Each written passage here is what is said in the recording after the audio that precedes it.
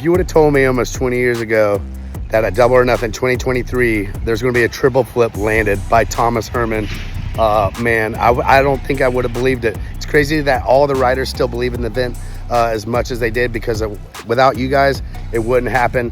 The crowd that stuck around all day as a pro wakeboarder, that's what makes it squeeze the throttle extra hard. And that's why I think the triple flip went down. Thanks to Mastercraft for supplying the X-Star S and the Piranha engine.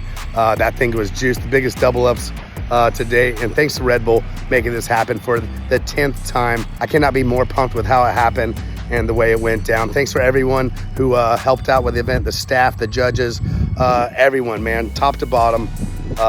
It could not have gone any better. I love you all. Thanks for all the riders, and congratulations, Thomas Herman, you badass dude. Changed the sport, engraved your name into history for life. Congrats, brother. You.